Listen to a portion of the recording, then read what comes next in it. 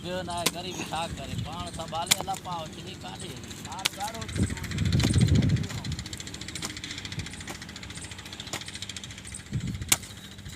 ये असांजी मजूरी आहे। जी जी सर, हे छाजो फ़सुलु आहे ऐं अव्हां पंहिंजो नालो ॿुधाईंदा? नालो बात सनावला आहे मुंहिंजो। जी जी। हे बेहन जो फ़सुलु आहे ज़मीन जो। हीअ फ़सुलु कहिड़े महीने पोखिबो आहे? हे जेका बांदीअ में हिन में पोखिबो आहे।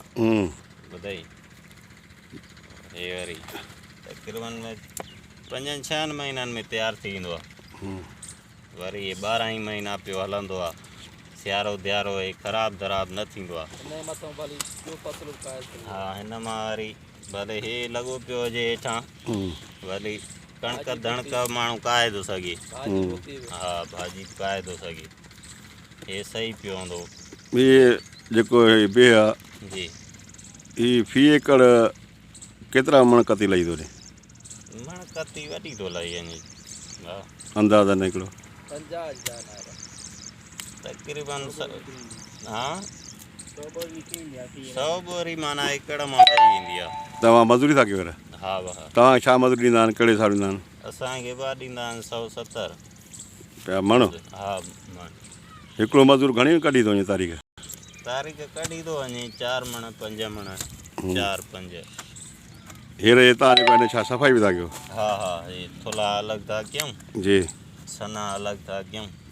हिन महिल त जेको आहे मिटी लॻल आहे जेकी हिन ॿियनि में, इहा मिटी मार्केट ताईं वञे थी, छाजे करे? मिटी वज़न जे करे आहे या हिनखे हिन जे मिटी लाहींदासीं नी। जी जी। ॾाज बि दज़ाई ॿियो जेका लाहींदासीं पोइ सुठा माना खोखलो थी वेंदो, ख़राबु पोइ माना मज़ो छॾे ईंदो पचाइण।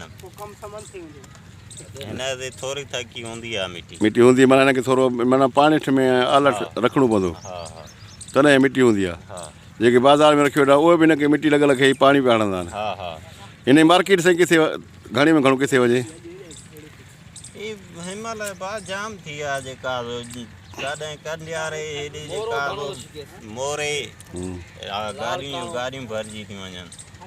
ख़ासि करे जेके असांजे शादियूं या वियांह थियनि था उन में बि हिन डिश रखनि था। हा हा, माना हीअ जेको बिह आहे बादीअ में पचाईंदव। हा, हा, सही सही, महिरबानी सर। जी, तव्हां मूंसां कचहरी कई।